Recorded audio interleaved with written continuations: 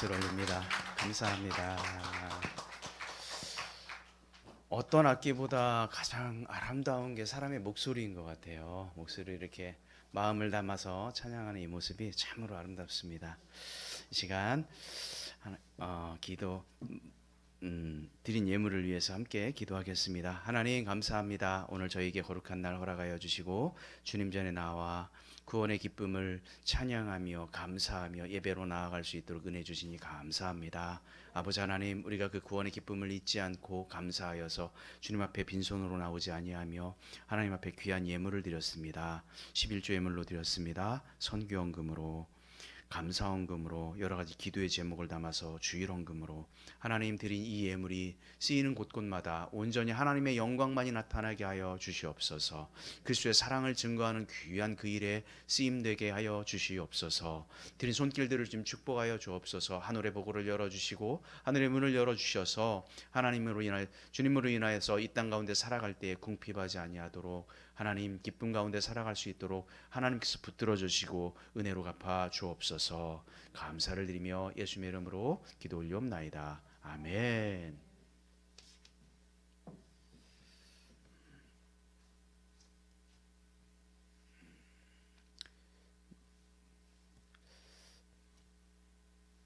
네, 오늘 말씀은 아멘 주 예수여 오시옵소서라고 하는 제목인데요. 우리가 이 땅을 살아가면서 좀 종말론적인 그런 신앙이 우리에게 조금 필요하다 생각이 됩니다. 그래서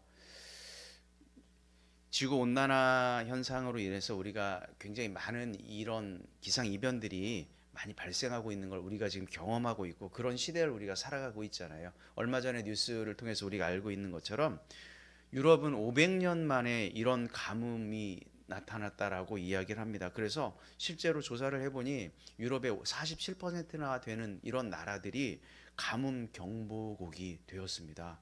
그만큼 굉장히 기상 이변들이 크게 나타나고 있고, 뭐 태풍도 예전에는 그냥 간단한 태풍이라고 생각했지만 요즘은 뉴스를 들어보면 앞에 두 글자를 더 붙여서 이야기하여 슈퍼 태풍이다, 그 다음에 슈퍼 허리케인이다, 이렇게 얘기하죠.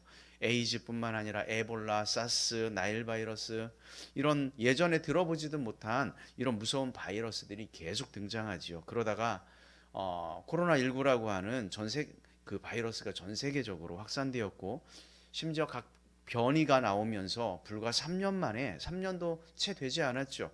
그 시간 안에 660만 명이 세상을 떠났습니다. 660만 명이면 어느 정도냐면 천안 인구의 10배입니다. 천안 10개가 사라진 거예요. 불과 2년 몇 개월 만에. 그런데 문제는 이런 거죠. 이런 일이 아직도 현재 진행형이고 앞으로 더 지금보다 더 빈번하게 일어날 것이다 라고 하는 것이 우리를 더 근심스럽게 만들죠.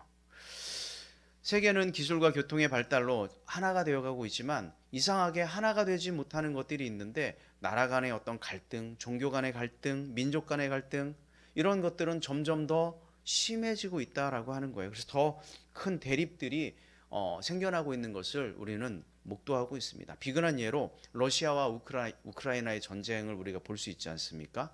그로 인해서 많은 사람들이 목숨을 잃었습니다. 이런 희생에도 아랑곳하지 않고 그들은 핵무기까지 사용하겠다라고 이렇게 공언하고 있는 것을 볼 때에 정말 종말이 말세가 이르렀구나 하는 이런 현상들을, 징조들을 우리가 보게 됩니다. 성경학자들은요, 노아 때에는 뭘로 심판했습니까? 네, 물로 심판했어요. 하지만 이 세상의 종말에는 뭘로 심판할 것이라고 얘기할까요? 불입니다. 불로 심판할 것이다 라고 성경학자들은 입을 모아서 한결같이 이야기를 하는데, 그 불의 심판의 가장 중심에 서 있는 무기가 뭘까요? 핵무기예요. 핵입니다. 과거에 비해서 또 농업기술이 발달했죠. 생산량이 무진장 많이 늘어났습니다. 그런데도 우리의 삶을 보면 아직도 이 분배가 불균형이 일어나고 있습니다. 전 세계 인구에서 보면 10명 중에 1명은 극심한 기아로 죽어갑니다. 우리가 지금 예배를 1시간 드리는데요, 이 1시간 동안에도, 예배 드리는 이 시간에도 660명이 죽습니다. 그것도 굶어서요. 1분에 11명씩 죽어갑니다. 참 아이러니하지 않습니까? 어떤 곳은 먹을 게 남아서 50%를 버립니다. 또 어떤 곳은 먹을 게 없어서 1분에 11명씩 죽어갑니다. 다니엘서 9장 24절에 보면요, 천사 가브리엘이 나타나서 다니엘에게 하나님의 시간표에 대한 그런 환상을 보여줘요. 종말에 대한 그런 예언적인 그런 시간표입니다. 자, 그 다니엘서 9장 24절에 이렇게 기록되어 있는데 우리 여러분 한번 함께 읽어보겠습니다. 주께서 내 백성과 내 거룩한 도시에게 70일회를 정하셨나니. 자, 얼마를 정했다고요? 70일회를 정했다. 그러면서 계속해서 가브리엘 천사가 다니엘에게 환상을 보여주는데 종말에 관련된 그런 여러 가지 징조들에 대한 환상을 이야기하게 됩니다. 자, 성경학자들은요, BC 445년 아닥시스다 왕의 그 칙령으로 파괴되었던 그 이스라엘 성전이 중건되는 그 시점부터 예수님의 공생애를 마치는 그 시점까지를 69일회로 보고 있습니다. 69일회가 지났다는 거죠. 이제 우리가 살고 있는 것은 어떤 몇 일회가 남아 있습니까? 결국은 70일회 중에 69일회가 지났으니 우리가 살고 있는 건 마지막 한 일회만 남아 있죠. 그래서 우리는 69일회와 71회의 그 중간에 어딘가에 우리가 살아가고 있습니다. 그래서 사람들은 지금의 시대를 뭐라고 이야기하냐? 종말의 시대다, 말세를 살아가고 있다라고 이야기하고 있고, 성경을 연구하는 모든 학자들의 공통적인 그런 의견입니다. 요즘 세상에서 일어나는 일들을 보면 실제로 성경에 예언되어 있는 예수님께서 말씀하셨던 그런 말세의 징조들이 너무도 분명하게 나타나고 있습니다. 중요한 것은 지금 우리가 말세를 살아가고 있다는 이 사실을 우리가 분명히 알아야 한다는 거죠. 그래서 주님이 곧 심판주로 오실 것이다 라고 하는 이런 종말론적인 신앙 가운데 우리가 살아가야 한다라고 하는 말씀입니다. 믿음의 경각심이 필요하다는 이야기입니다. 아무렇게나 대충 믿으면서 살아갈 때가 아니다 라고 말씀드릴 수 있습니다. 사탄은요, 우는 사자와 같이 믿는 자들을 미혹하고 넘어뜨리려고 혈안이 되어 있습니다. 왜 그렇겠습니까? 심판의 시간이 그리 멀지 않기 때문입니다. 사탄에게 주어진 시간이 얼마 남지 않았기 때문에 사탄은 우는 사자와 같이 우리를, 믿는 자들을 넘어뜨리려고 우리를 유혹하고 미혹하고 있습니다. 그러므로 사랑하는 교회 여러분, 우리가 믿음으로 바로 서서 정말 올바른 믿음 가운데 우리의 믿음을 지켜가며 신앙생활하길 주의 이름으로 축원합니다. 오늘 마가복음 13장 1절 말씀을 함께 읽어보겠습니다. 마가복음 13장 1절, 예수께서 성전에서 나가실 때에 제자 중 하나가 이르되 선생님이여 보소서, 이 돌들이 어떠하며 이 건물들이 어떠하니까. 자, 예수님께서 성전에서 막 나가실 때였어요. 이 말은 성전이라고 하는 건 사실 유대교의 가장 중심에 있는 것이 성전입니다. 그들은 성전을 중심으로 해서 이스라엘 백성들은 살아갔지요. 그런데 지금 13장의 시작은 바로 뭡니까? 예수께서 성전에서 나가실 때에 라고 시작하죠. 그러면서 13장이 어떤 이야기를 하는지 알아요? 그 종말에 관한 말씀을 예수님께서 13장 내내 하시는 거예요. 자, 성전에서 나갈 때 예수님은 성전에 대해서 미련이 없었어요. 성전과 결별을 선언하는 것처럼 보입니다. 그러면서 13장 말씀을 하시는 거죠. 그런데 성전에서 나갈 때 제자들이 보니까 그 예루살렘 성전이 그 너무 웅장한 그 모습에 압도된 거예요. 야, 저렇게 성전이 아름답고 클 수가 있나? 그래서 제자 중에 한 사람이 물었어요. 선생님 보십시오. 이 돌들이 얼마나 대단합니까? 이 건물들이 얼마나 웅장합니까? 제자들은 헤롯 대왕이 46년 동안 지었던 그 예루살렘 성전의 그 웅장한 그 화려한 겉모습을 보면서 감탄하고 있습니다. 그런데 예수님께서는요, 성전을 향해서 뜻밖의 예언을 하게 됩니다. 자, 그것이 2절 말씀이에요. 함께 읽어보겠습니다. 예수께서 이르시되 내가 이 큰 건물들을 보느냐? 돌 하나도 돌 위에 남지 않고 다 무너뜨려지리라 하니라. 자, 어떻게 된다고요? 무너뜨려진다. 완전히 성전이 완전히 파괴될 것을 예언하셨습니다. 종교 지도자들의 어떤 타락으로 인해서 이미 성전은 강도의 소굴로 전락해 버렸습니다. 그러므로 하나님께서 이 성전에 대해서 파괴할 것, 성전이 심판받을 것이라고 하는 이 사실을 예수님이 미리 아셨어요. 그래서 이 건물들을 보고 있냐? 여기에 돌 하나도 남지 않고 다 무너질 것이다. 그렇게 제자들에게 이야기하죠. 제자들은 아마 깜짝 놀랐을 거예요. 46년 동안이나 그렇게 멋지게 힘들게 지어졌던 이 성전이 무너진다라니. 화려하고 웅장하게 지어진 성전에는 날마다 제사가 드려지고 있었습니다. 하지만 이스라엘 백성들은 하나님이 원하시는 그런 의의 열매를 그들은 맺지 못하고 살아가고 있었습니다. 매일 예배를 드렸지만 하나님께서 원하시는 예배를 드리지 못합니다. 하나님이 원하시는 그 믿음의 삶을 그들이 살아가지 못합니다. 그들은 하나님의 선택받은 백성이라고 하는 그런 자부심은 있었지만 그들 중심 가운데 진정으로 하나님을 온전히 섬기고 참된 신앙의 열매를 맺지 못하고 있었다라고 하는 것입니다. 그래서 그들을 경고하기 위해서 예수님은 성전에 들어오시기 전에 어떤 일을 하셨냐면 이 13장 전에 있었던 사건이 바로 뭐냐면 길을 가시는데 무화과 나무에 열매가 없는 거예요. 잎만 막 무성한 거예요. 그 무성한 열매를 보시고 잎만 무성한 그 나무를 보시고 예수님께서 어떻게 하셨어요? 저주했습니다. 그 무화과 나무를 저주했더니 어떻게 됐어요? 그 무화과 나무가 잎이 다 말라버려서 죽게 됩니다. 이게 뭐였을까요? 무화과 나무의 운명은 장차 예루살렘 성전이 어떻게 될 것인지를 미리 예시하고 있는 거예요. 예고하고 있죠. 사진을 한번 좀 보여줘 보세요. 예루살렘, 이스라엘 하면 착 떠오르는 건물이 저거 아닙니까? 가면은 항상 텔레비전에서 저 건물만 보여줘서 사실 이스라엘 예루살렘에 관계된 사진을 보여달라 하면 항상 저게 나와요. 여러분 저 가운데 보이는 그 노란 그 건물이 뭔지 아십니까? 저게 예루살렘 성전처럼 보이지만 예루살렘 성전이 아니에요. 저거는 이슬람 사원입니다. 모스크예요. 황금동 사원이라 그래요. 자, 그리고요 사진 하나 더 보여줘 보세요. 그러면 실제 예루살렘 성전에 가면 왜 여러분들이 보기에 오른쪽 왼쪽 끝에 황금동 돔 사원이 보이죠? 그리고 커다란 벽면이 전면에 있어요. 그 벽이 보입니까? 자, 저게 예루살렘 성전의 마지막 남은 한쪽 벽면이에요.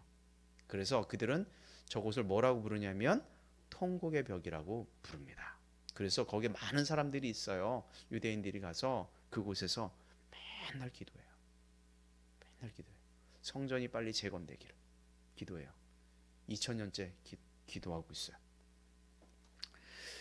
이렇게 아름답고 웅장한 성전도 인간의 위선과 가증한 종교 형식만 담고 있다면 하나님의 심판을 피할 수 없게 됨을 보여주죠. 실제로 어떻게 되었을까요? AD 70년이 되었을 때 로마 황제 베스파시안의 그 아들 디도, 그 로마의 장군입니다. 이 사람이 예루살렘을 점령하면서 46년 동안 그렇게 공들여서 지었던 예루살렘 성전은 어떻게 되었을까요? 완전히 폐허가 되었습니다. 돌 위에 돌이 남지 않게 되는 그런 일들이 벌어져 버렸죠. 당시 유대인들은 어떤 생각을 하고 있었냐면 성전이 파괴되는 것과 세상의 종말이 동시에 일어날 것이라고 생각했어요. 일반 유대인들이. 제자들도 같은 생각이었어요. 성전이 파괴되면 예루살렘이 멸망과 함께 메시아가 오실 거고 재림하실 거고 세상에 종말이 올 것이다. 이렇게 생각하고 있었어요.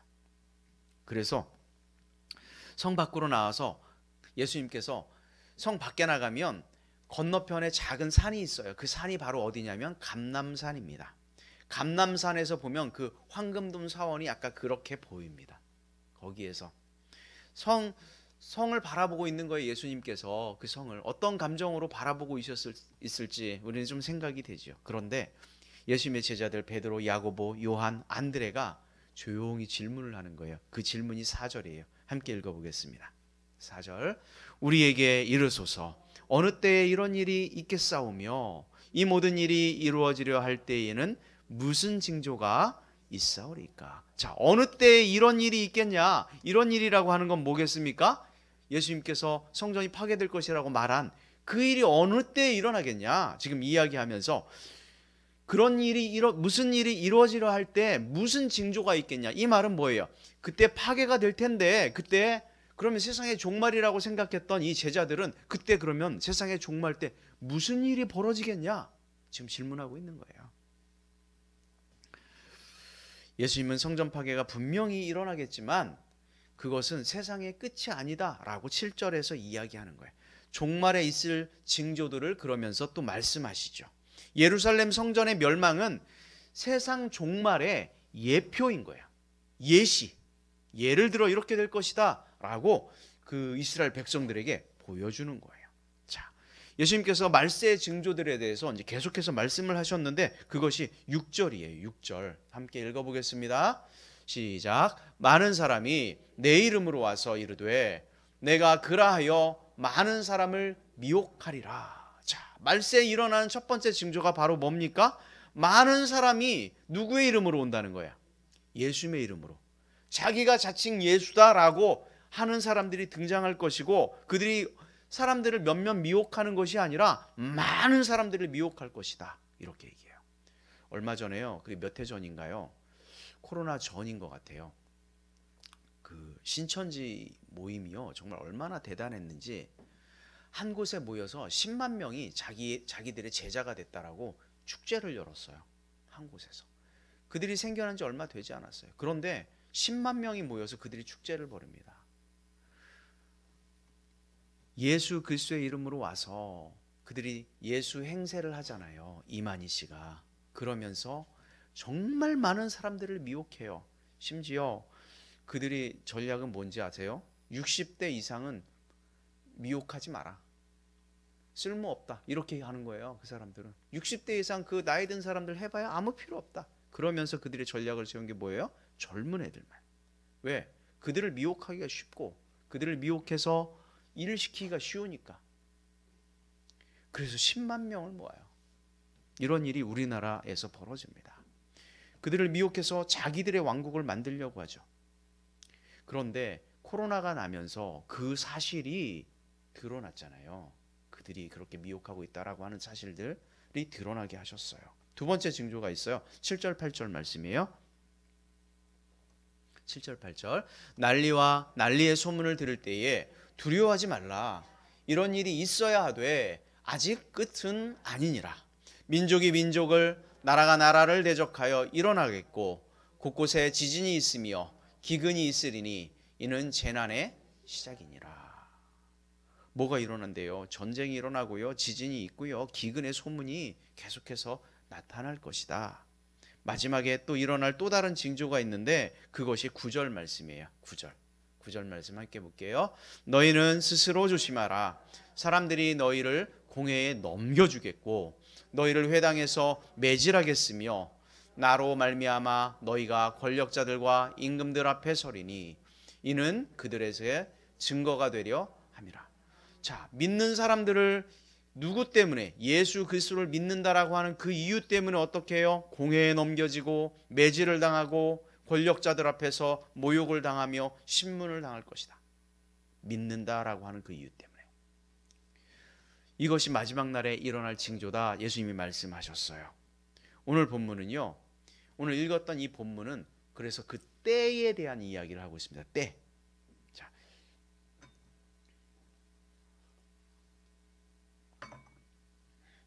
오늘 읽었던 그 본문 말씀의 24절의 시작이 바로 뭔지 아십니까?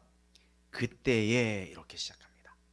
그리고요. 이어서 26절에 또 그때에 읽었던 마지막 절 27절에도 그때에 예수님께서는 분명히 그때가 임할 것이다 라고 강조하고 있습니다. 그때는 어느 누구도 피할 수 없다. 인생에 있어서 반드시 그때가 올 거다 이야기하고 있습니다. 어느 누구도 피할 수 없는 그때가 반드시 옵니다.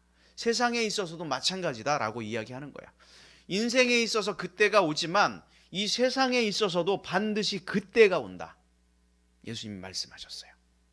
여러분, 우리가 믿음 생활할 때 그때가 온다라고 하는 이 사실을 분명히 알고 바른 믿음으로 살아가길 주의 이름으로 축원합니다.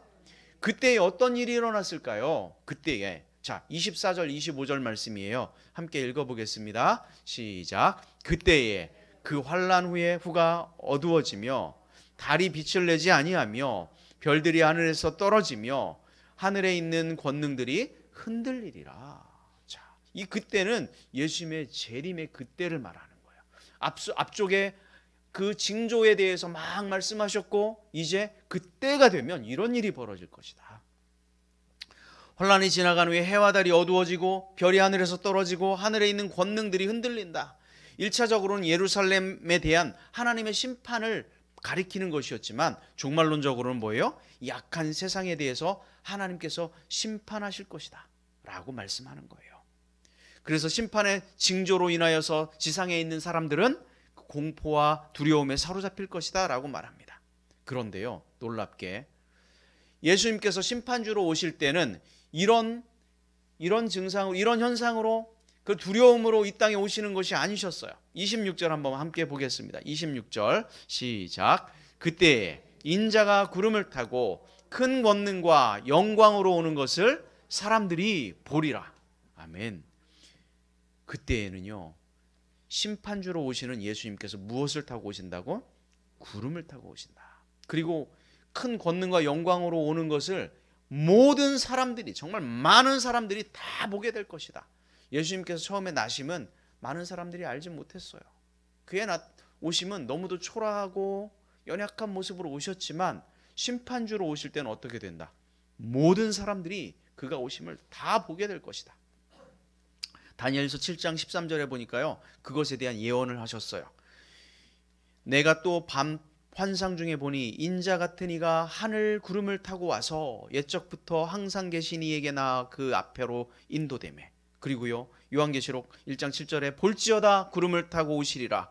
각인의 눈에 그를 보겠고 그를 찌른 자들도 볼 터이요 땅에 있는 모든 족속이 그를 인하여 애곡하리니 그러하리라. 아멘. 이렇게 되어 있어요. 주님 오실 때에는 그리스도를 믿지 않는 사람들은 심판이 임할 것이며 그때에는 가슴을 치며 울게 될 것이다. 성경은 그렇게 예언하고 있습니다.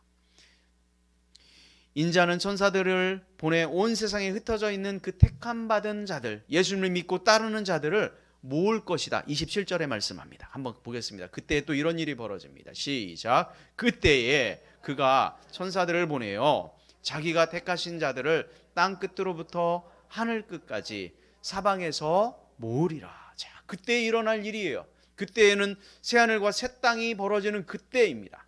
그때에는 새로운 세상에서 주님이 택하신 자들을 모아서 예루살렘 성전을 대체할 새로운 믿음의 공동체, 하나님의 백성, 그 새 백성을 이루실 것이다. 이렇게 말씀하고 있습니다. 이것이 바로 하나님 나라의 백성이죠. 여러분, 우리 모두 주님의 그 택한 백성으로 주님의 음성에 아멘하며 그 모여진 천국 백성 모두 되기를 주의 이름으로 축원합니다. 그때 우리 모두가 주님께서 부르셨을 때 모두 함께 있는 그런 모든 백성, 하나님의 백성 되기를 소망합니다. 그러면서 이런 이야기를 하세요. 28절 29절에 보니까 예수님께서 무화과 나무의 비유를 들고 있어요. 비유. 그 비유를 통해서 그 제자들 너희들은 배워야 한다. 그러면서 말씀하시는데 28절 29절 말씀 함께 보겠습니다. 무화과 나무의 비유를 배우라. 그 가지가 연하여지고 잎사귀를 내면 여름이 가까운 줄 아나니 이와 같이 너희가 이런 일이 일어나는 것을 보거든 인자가 가까이 곧 문 앞에 이른 줄 알라. 무화과 나무는 보통요 봄에 잎이 자라기 시작하는데 팔레스타인 쪽은 봄이 굉장히 짧습니다. 왜냐하면 더운 지역이다 보니까요. 우리가 봄이라고 생각하는 그 기간이 매우 짧아요. 잎사귀가 막 보이기 시작하면 이미 벌써 뭐가 온 거예요? 여름이 왔다. 그걸 보고 너희들 깨달아야 된다. 배워야 된다. 뭘? 자, 잎사귀가 난다라고 하는 건 어떤 징조죠. 말세의 징조를 보면 곧 여름이 온다는 것을 너희들이 보면 깨달아야 된다. 그 이야기를 하는 거예요. 거짓 그리스도가 나타나서 미혹하고 전쟁이 나고 기근이 나고 지진이 나는 걸 이런 것들을 보면 곧 여름이 온다. 이걸 깨달으라고. 문 앞에 인자가 이른 줄 알라고 제자들에게 교훈하는 거예요. 여러분, 바울은 종말을 살아가는 사람들에게 이렇게 충고했습니다. 세월을 아껴라. 세월을 아껴라. 때가 어떠니까? 악하니까. 그러므로 어리석은 자가 되지 말고 오직 주의 뜻이 무엇인지 분별하고 이해하라. 우리가 사는 세상이요 너무 악하잖아요. 그래서 우리는 정말 믿음으로 세월을 아끼며 우리의 신앙을 바로 세워야 될 줄로 믿습니다. 시대를 분별하는 성도들은 성령의 능력을 힘입어서 주님의 증인의 역할을 열심히 감당해야 될 줄로 믿습니다. 주님의 때가 가까웠기 때문입니다. 오늘 많은 사람들이 자신들의 만족과 쾌락을 추구하며 살아가죠. 형식적인 믿음, 대충대충 믿는 믿음, 외식적이고 때로는 가식적인 믿음, 그렇게 살아갈 때가 있습니다. 그러나 말세를 사는 모든 성도들은 주님의 오심을, 주님의 재림을 대비하며 살아가야 될 줄로 믿습니다. 성도들은 하나님의 때, 바로 그때가 임한다 라고 하는 것들 분명히 알아야 되고 믿음의 경각심을 가지고 살아가야 될 줄로 믿습니다. 그리스도가 의와 평강으로 다시를 그 날을 소망하며 우리가 믿음으로 한 걸음 한 걸음 나아가기를 주의 이름으로 축원합니다. 예수님께서 다시 오심은 믿지 않는 분들에게는 그것이 심판의 시작이지만 믿는 분들에게는 끝이 아닙니다. 영원한 세계가 다시 시작된다라고 하는 소망의 시작임을 우리가 알고 기쁨으로 이 땅 가운데 살아가길 주의 이름으로 축원합니다. 자, 구체적으로 우리가 주님의 다시 오심을 기다리는 우리의 삶의 자세는 어때야 할까? 세 가지만 말씀드립니다. 첫 번째 바로 이것입니다. 함께 읽겠습니다. 때를 분별할 줄 알아야 합니다. 때를 분별하는 지혜가 필요해요. 징조라고 하는 것이 있기 전에, 발생하기 전에 미리 알려주는 게 징조잖아요. 병에도 징조가 있습니다. 그렇지 않습니까? 어떤 증상이 나타나잖아요. 그러면 어때요? 내가 몸이 아플 것을 미리 이렇게 알려주는 거잖아요. 그러면 어떻게 해야 합니까? 병원에 가서 빨리 치료를 받아라. 그런 사인을 몸이 주는 거예요. 다행히 예수님께서는 재림하시기 전에 뭐라 그랬어요? 징조가 있을 거다. 징조가 있을 거다. 말씀하셨죠. 적그리스도가 나타날 것이고 기근과 지진과 전염병과 전쟁이 나타날 것이다. 예수님께서 하신 이 말씀 중에 이루어지지 않은 것이 하나가 있어요. 그게 바로 뭐냐면요, 재림입니다. 다른 말씀이 다 이루어지고 있고 그대로 다 맞아가고 있는데 한 가지만 이루어지지 않았죠. 그것은 바로 뭡니까? 재림입니다. 예수님은 당신이 하신 말씀을 반드시 이루시는 분이시죠. 그러므로 이 재림의 약속, 그때가 반드시 임할 것이다 라고 우리는 믿습니다. 무화과나무 가지가 연하여지고 잎사귀를 내면 여름이 가까운 줄 알라 하는 것처럼 징조들이 나타나면 종말의 때가 가까웠음을 알라라고 하는 거예요. 이 일이 지체되지 않으며 반드시 이루어질 것입니다. 우리 모두 때를 분별하는, 그래서 주님의 오심을 믿음으로 준비하는 지혜로운 믿음의 사람들 모두 되길 주의 이름으로 축복합니다. 두 번째입니다. 우리가 어떻게 이 재림의 신앙을 가지고 살아가야 할까? 둘째, 함께 읽겠습니다. 깨어 있어야 합니다. 어떻게 해야 된다고요? 깨어 있어야 한다. 때를 분별하는 것으로 그쳐서는 안 됩니다. 때를 분별할 뿐만 아니라 우리는 깨어 있어야 합니다. 무화과나무의 비유를 언급하신 이유는 뭐예요? 이 말세의 징조를, 주님의 재림을 알고 우리가 어떻게 살아야 된다? 깨어 있어서 살아야 된다. 그 말씀을 하려고 하는 거지요. 왜 깨어 있어야 할까? 그 예를 들어서 예수님이 말씀하셨어요. 34절, 35절 말씀 함께 읽겠습니다. 가령 사람이 집을 떠나 타국으로 갈 때에 그 종들에게 권한을 주어 각각 사물을 맡기며 문지기에게 깨어 있으라 명함과 같으니, 그러므로 깨어 있으라. 집주인이 언제 올지는 혹 저물 때일는지 밤중일는지 다굴 때일는지 새벽일는지 너희가 알지 못함이라. 왜 깨어 있어야 한다고요? 주인이 언제 올지 모르니까요. 주인은 종들에게 할 일을 맡겨주었어요. 할 일을 맡겨주었는데 그래서 그 일들을 그 종들이 잘 해줄 것을 기대하고 있습니다. 그런데 말씀하기는 내가 언제 올지는 알지 못한다, 알려주지 않았어요. 저물 때인지 밤중인지 다굴 때인지 새벽인지. 그래서 주인이 언제 올지 모르기 때문에 종들은 어떻게 해야 돼요? 잠들지 않고 기다려야 돼요. 이 잠은요, 육체적인 잠이 아니에요. 영적인 잠을 말하는 거예요. 영적으로 깨어 있어야 한다, 이 말씀을 하는 거죠. 영적으로 나태하거나 게으르지 말라, 이 말씀을 하는 거예요. 오늘이라도 예수님이 오실 수 있음을 우리는 기억해야 합니다. 그들은 그때는 천사도 모르고 심지어 예수님도 모른다 알려주지 않았어요. 우리는 언제나 주님의 재림을 맞기에 합당한 믿음의 삶을 살아가야 될 줄로 믿습니다. 여러분, 우리가 말씀으로 무장하고 우리가 말씀을 삶에서 살아내려고 하고 기도하고 찬양하는 것, 이것이 무엇입니까? 깨어 있으려고요. 깨어 있으려고. 여러분, 이런 믿음의 삶에 최선을 다하기를 주의 이름으로 축원합니다. 마지막입니다. 마지막. 셋째 시작. 사명에 충실해야 합니다. 사명에 충실해야 한다. 말세의 징조들이 분명히 나타나는 것은 종말의 때가 가까웠다라고 하는 거야. 그런데 우리가 살다 보면 아직도 세상에 휩쓸려서 정말 정신없이 살다 보면 그 징조, 장래에 대해서 이렇게 믿음에 대해서 많이 생각하지 못하면서 시간이 훅 지나가 버립니다. 언젠가 삶의 끝이 있다는 것을 우리는 늘 염두하고 살아야 되는데 그렇지 않을 것처럼 우리가 살아가는 거죠. 깨어있지 않으면 세상의 염려, 재물의 유혹, 방탕, 영적인 어떤 무감각이 우리를 사로잡습니다. 예루살렘 성전이 파괴된 것은 주님 보시기에 그들이 합당한 열매를 맺지 못했기 때문 아닙니까? 마태복음 25장에 보면 우리가 잘 아는 비유가 나와요. 그게 바로 뭐냐면 달란트 비유예요. 자, 한 사람에게 몇 달란트를 맡겼을까요? 1달란트. 또 어떤 사람은 2달란트. 또 어떤 사람은 5달란트를 맡기죠.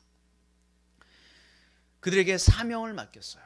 사명을 맡겼어요. 이 땅 가운데 살아갈 사명을 맡겼어요. 그런데 2달란트, 5달란트 맡긴 그 종들은 그 사명을 온전히 잘 감당합니다. 그래서 믿음의 배가가 되면서 믿음의 삶을 살아가요. 하지만 1달란트 받았던 사람은 어때요? 그걸 어디다 묻어놔요? 땅에다 묻어놔요. 땅에다. 사명을 감당하지 않아요. 그 결과 주인이 와서 뭐라고 이야기합니까? 악하고 게으른 종아. 악하고 게으른 종아. 내가 어두운 곳에 쫓겨나서 이를 갈게 될 거다. 그 이야기는 뭡니까? 너는 천국으로 못 간다. 그 이야기하는 거죠. 예수님.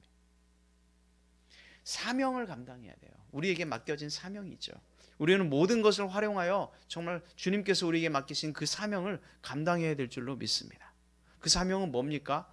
우리가 이 땅 가운데서 복음을 전하는 거예요. 하나님의 나라를 회복하는 거예요. 그것이 우리에게 모두에게 맡겨진 사명이라고 생각이 됩니다.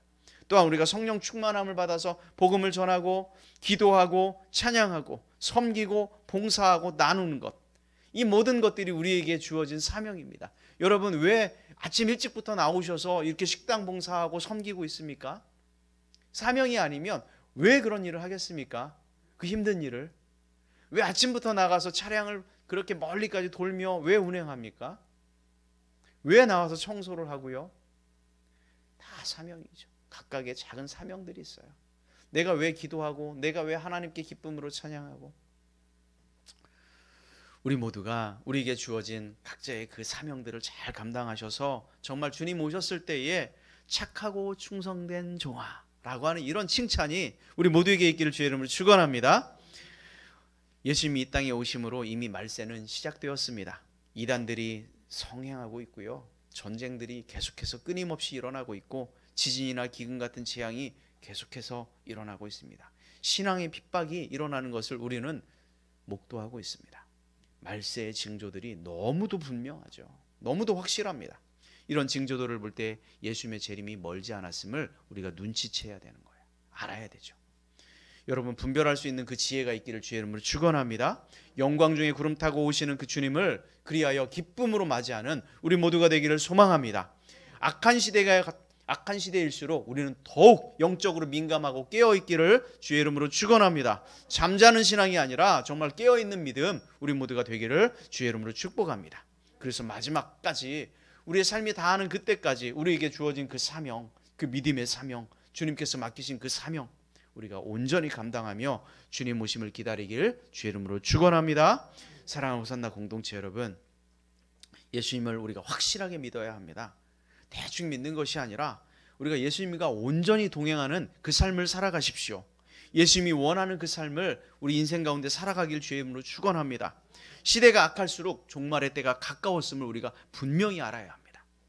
어떤 형편과 처지에서도 주님을 더욱 의지하는 그 믿음, 때를 분별하고 항상 깨어 있으며 사명에 충실하여서 주님이 원하시는 그 길을 우리 모두가 가셔서 정말 주님께서 언제 오시던지 간에 주님 어서 오십시오, 아멘 주여 어서 오시옵소서, 이런 신앙의 고백이 우리 모두에게 있기를 주의 이름으로 축원합니다. 요한계시록 맨 마지막에 보면 이런 말씀이 있어요. 아멘 주 예수여 오시옵소서. 아람어로 마라나타입니다. 마라나타. 아멘 주 예수여 오시옵소서. 우리가 이런 믿음의 신앙 가지고 살았으면 좋겠습니다. 우리가 믿음으로 준비해서 주님 지금 오시면 안 됩니다, 한 몇 년만 기다려주세요, 우리 이렇게 말할 수 없잖아요. 그럼 우리가 주님한테 요구할 수 있는 게 아니에요. 주님 당장이라도 오십시오 라고 말할 수 있는 우리는 믿음의 자세, 그런 신앙의 자세가 우리 가운데 있어야 될 줄로 믿습니다. 시간 함께 자리에 일어나셔서 찬양하시겠습니다.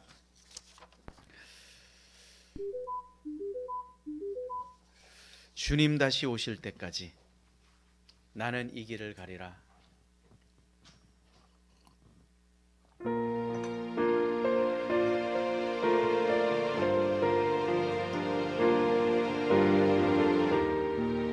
가사를 우리 생각하면서 찬양합니다.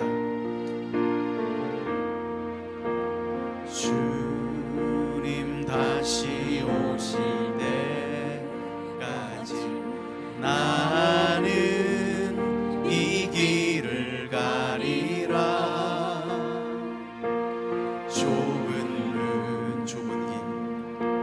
좁은 길 나의 십자가 지고 나의 십자가 지고 나의 가는 이 길 끝에서 나의 가는 이 길 끝에서 나는 주님을 보리라. 영광의 내 주님 나를 맞아주시니. 주님 다시 오실 때까지 주님 다시 오실 때까지 나는 일어나 달려가리라. 주의 영광 온 땅 덮을 때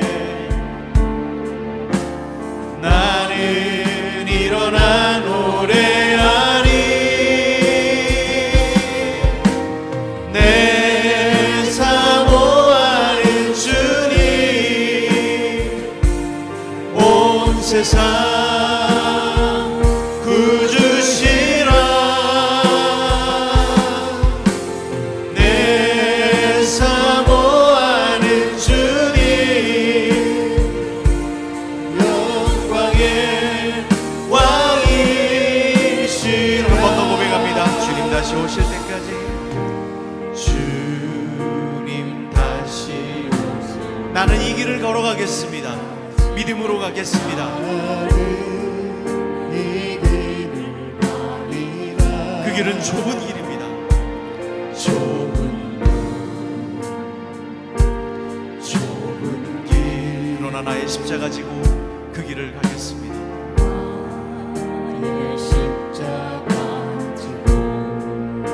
나의 가는 이 길 끝에서 나의 가는 이 길 끝에서 나는 주님을 보리라.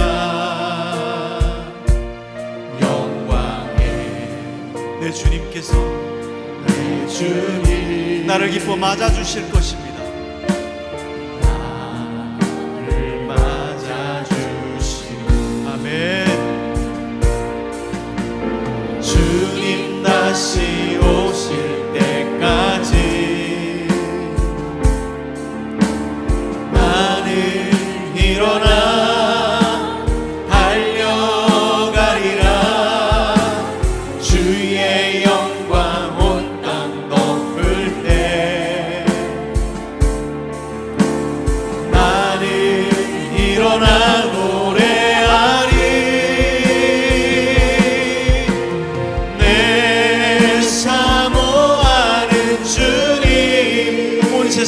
왕이시라. 온 세상 구주시라. 내 사모하는 주님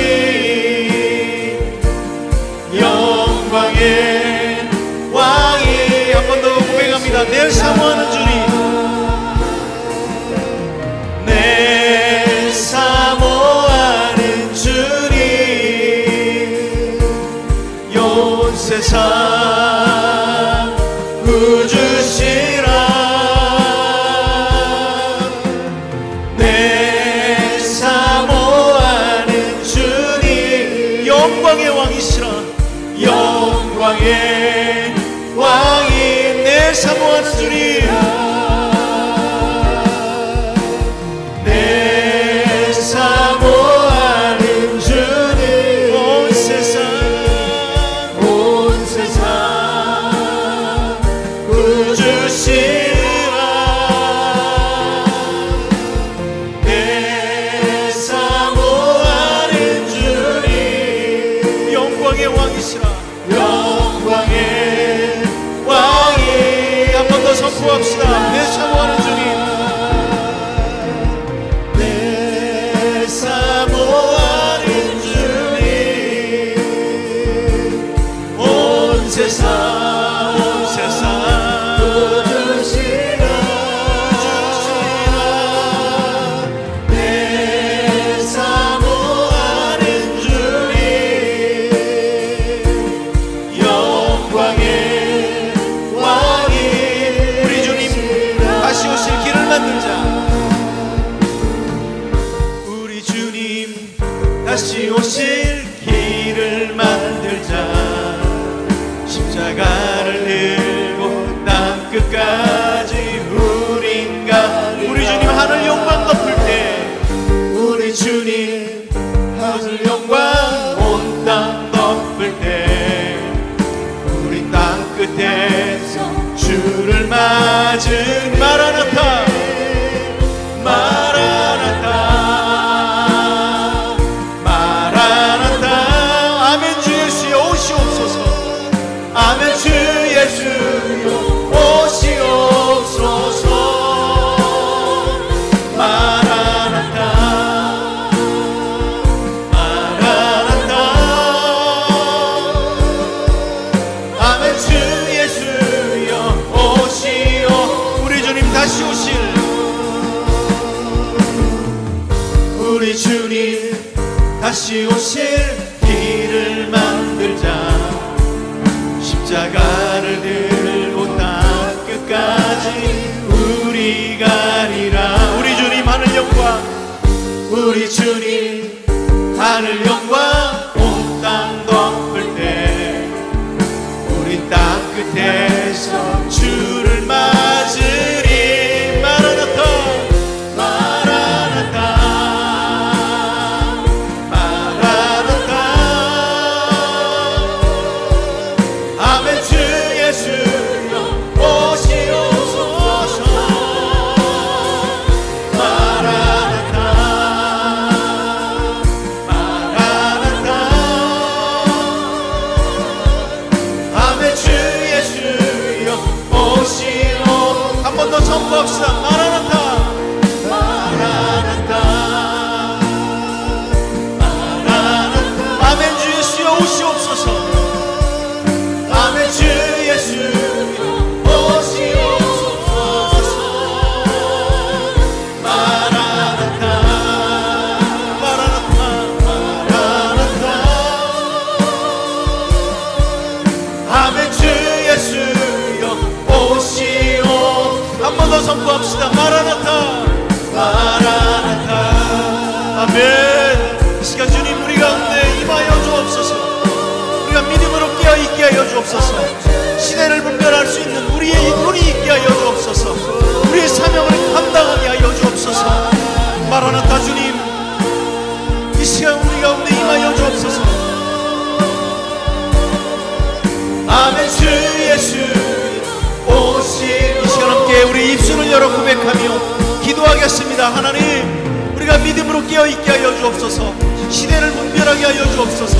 우리의 사명을 감당하게 하여 주옵소서. 아멘. 주 예수여 오시옵소서. 그 믿음으로 살아가게 하여 주옵소서. 함께 기도하며 나아갑니다. 하나님 아버지, 이 시간 우리와 함께 하여 주옵소서.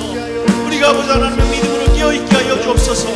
아버지 하나님 나태한 방종한 신앙이 아니라 주 앞에서 아버지 하나님 온전한 믿음으로 살아가는 우리의 삶이 되게 하여 주옵소서. 아버지 하나님 시대를 분별할 수 있는 우리의 지혜를 허락하여 주옵소서.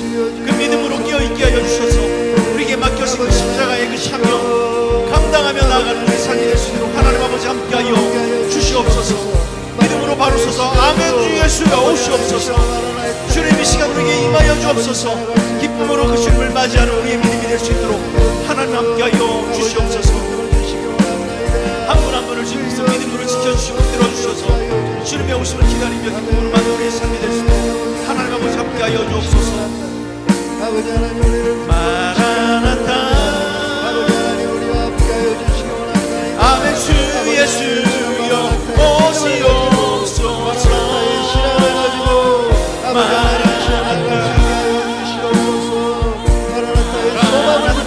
하나님의 주님을 바라보며 아멘. 주 예수여 오시옵소서. 마라나타 아버지 하나님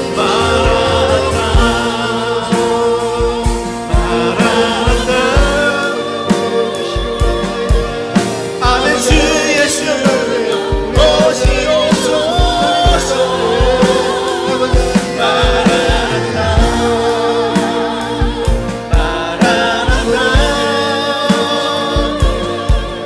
아멘. 주 예수여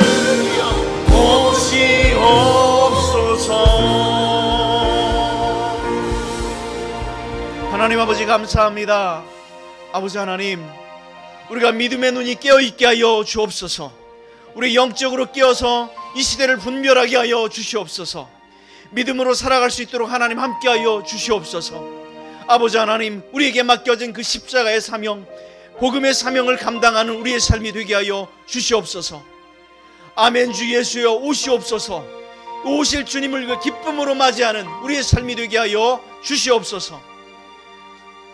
이제는 예수 그리스도의 은혜와 하나님 아버지의 놀라우신 사랑하심과 성령님의 교통하시며 내주하시며 동행하심의 역사가 다시 오실 그 주님을 믿음으로 기다리는 당신의 자녀들 머리 위에, 호산나 교회 교우들 머리 위에, 형제들 가운데, 가정 가운데 이제로부터 영원토록 함께하기를 간절히 축원드리옵나이다.